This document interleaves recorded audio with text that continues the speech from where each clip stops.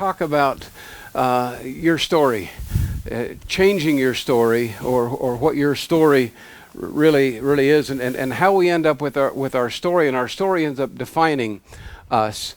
So talk about start with a soldier in Korea, and this particular soldier was in a Marine detachment, and this particular soldier ended up with 2 Purple Hearts, some medals, the unit citation that the entire unit got. But this soldier wasn't a man or a woman, it was a horse. And the horse's name was Sergeant Reckless. So some of you may have heard of Sergeant Reckless, pretty interesting part of history. And Sergeant Reckless ended up with the Marines because a young boy who was a stable hand at a racetrack in Seoul, Korea, he had the horse, and his sister needed an artificial leg. And so he went up and made a deal with the Marines, and they purchased Sergeant Reckless. And that wasn't the horse's name then. It was a mare, 4-year-old mare. And they thought, well, we can train this horse to be a pack horse. And so they started. They got a pack saddle that was made to set rockets and armament and all kinds of things. They started using this horse to go back into the enemy lines, and then make it back and pick up another supply. That's how it started. Well, this horse, they said you could do just a couple of routes on this horse and it'd have it down. So they ended up, sometimes they'd take armament back, they'd have the horse take the ammunition into the front lines and bring wounded soldier or 2 back.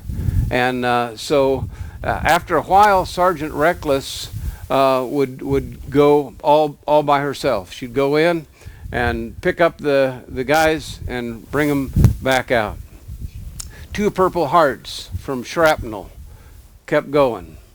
Sergeant Reckless was field promoted to staff sergeant. There's a statue of Sergeant Reckless at the Marine Museum. When we look at this idea of our story and changing our story and what our story really says, this horse really started out with an ordinary life, was an ordinary horse, would have had an ordinary end to life, but between the ordinary start and the end of life, the horse became extraordinary.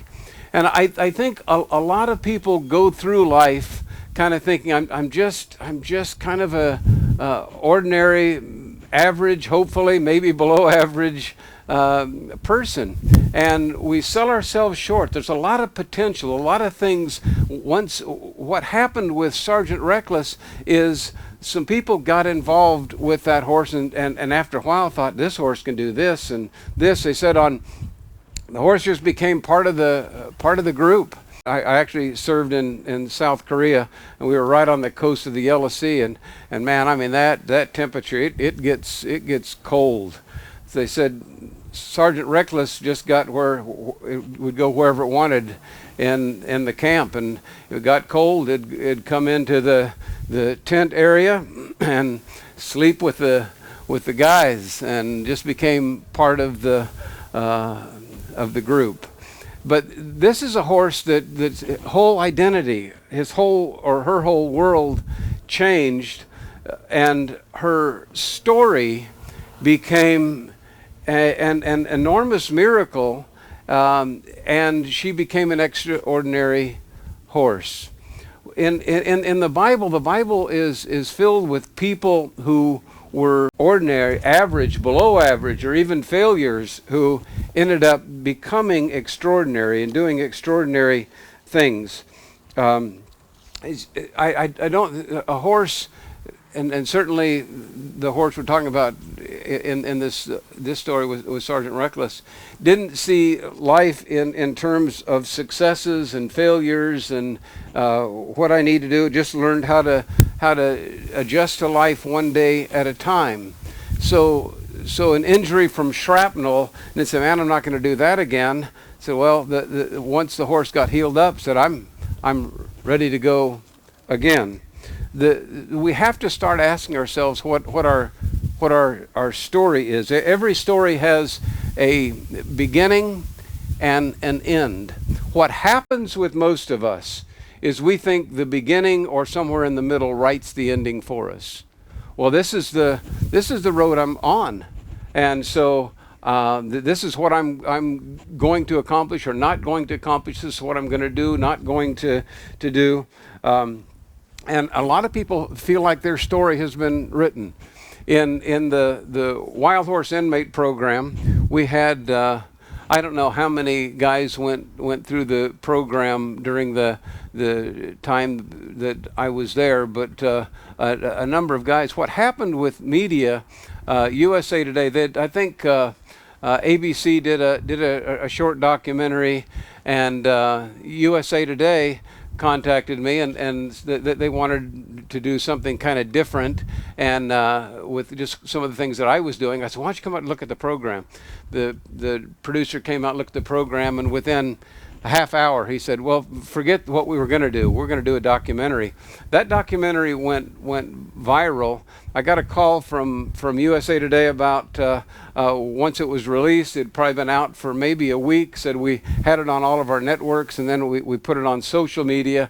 It's already, it's just really going viral, and we've never seen anything as far as a documentary go viral before. So he said, would you get on and just answer some questions people have? So I said, sure. So I got on. It was like 80,000 people had viewed that.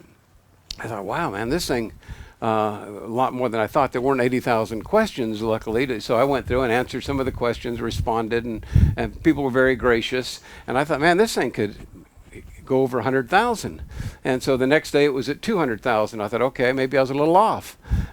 So it hit over 3 million just on social media. But here's why.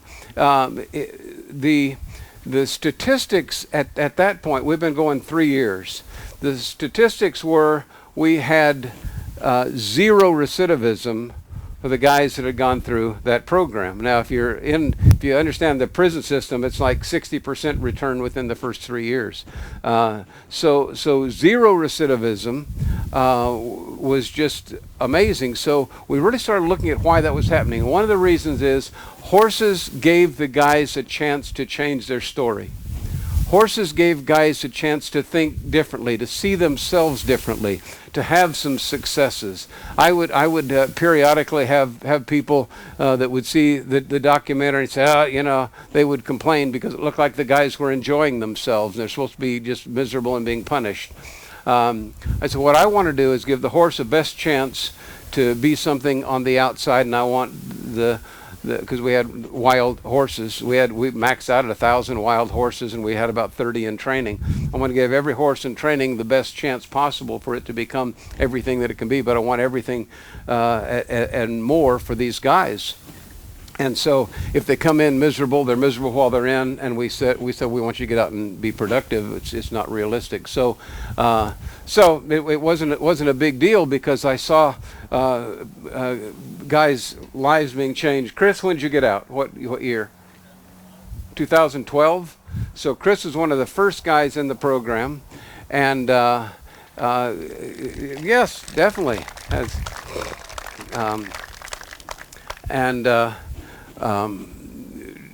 Really, these guys, and I mean it when I say this, really become part of family because we have this connection. But his story totally, radically changed. So our story is filled with what we'd expect. Experiences, stories with how we felt about the experience, what we thought, what somebody else said. We tend to fill in the gaps to make our story a story. And what we do with that generally is we put in some things that aren't true or our feelings, and so what we can do is live a life that kind of has the end already written, and we live towards that end. Why do horses not do that? Because they don't have a story. They really don't. I've never had him go, I'm really struggling with you coming out feeding me late yesterday. And I just don't think I'm going to speak to you today. He'll say, when I get out to go, he'll whinny and say, finally, you're here. I used to tell the guys, it may be too late to do some of the things that you could have done, but it's never too late to become the person you could have been. Jesus encounters so many people that every one of the disciples, their story changed.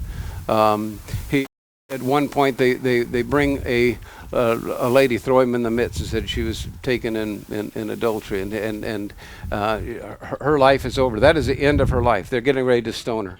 That was the only reason she's there. They're getting ready to stone her, and Jesus said, "Okay," he said, "I tell you what, whoever's here, you got rocks in your hands. Whoever's here, I want the one who doesn't have any sin. You go ahead and throw that first rock." They're looking around saying, well, that kind of changed everything. They slowly dropped rocks and wandered away. What does Jesus say to her?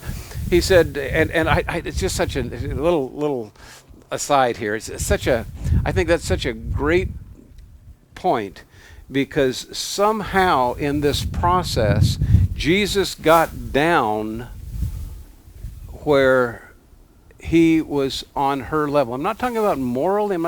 He got down where he wasn't above her. And he says, who are your accusers? She looks up and says, no one is here to accuse me. He said, I don't either. He said, just go and get it right. To me, you can't tell me that her life didn't radically change. There's something about an encounter with God that changes everything.